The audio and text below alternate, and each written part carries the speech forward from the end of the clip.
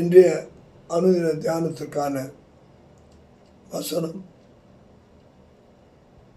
லூக்கா 24 அதிகாரம் 31, 32 வசனங்கள். இது தலைப்பு சொல்ல வேண்டும் என்றால், அவருடைய இருதயம் கொழுந்து விட்டு எரிந்தது. இயேசு கிறிஸ்து உயிர்த்தெழுந்த பிற்பாடு நடந்த சம்பவம். எம்மாவூர் சீஷர்கள்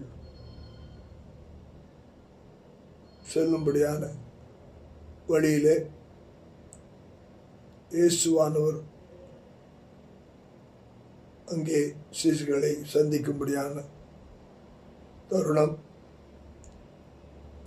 இயேசுவானவர் அவர்களோடு கூட நடந்து வந்து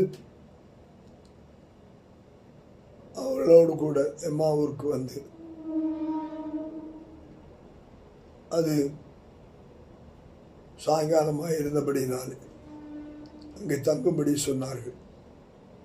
அப்பொழுது இயேசு தங்கி அவர்களோடு பந்தி இருக்கை அப்பத்தையும் விட்டு அவர்களுக்கு கொடுத்து அவர்கள் கண்கள் திறக்கும்படியாக செய்தார். இது எதை குறிக்கிறது என்று பார்க்கும்போது, அங்கே அவருடைய கண்கள் திறக்கப்பட்டது மட்டுமல்ல, அவரும் மறைந்து போனார். ஆனபடியால் தான் 31ஆம் வசனம் 32ஆம் வசனம் சொல்லுகிறது, அவருடைய கண்கள் திறக்கப்பட்டு அவரை அறிந்தார்கள்.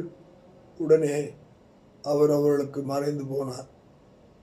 அப்பொழுது அவர்கள் ஒருவரை ஒருவர் நோக்கி வழியிலே அவனமோடு பேசி வேத வாக்கியங்களை நமக்கு விளக்க காட்டும் போது நம்முடைய இருதயம் நமக்குள்ளே கொழுந்து விட்டு எரியவில்லையா என்று சொன்னார்கள். இயேசு நம்மோடு பேசும்போது பரிசுத்த ஆவியானவர் நம்மோடு கூட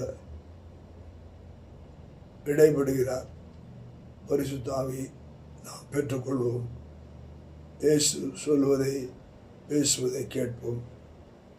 கர்த்தர் ஆசீர்வதிப்பாராக.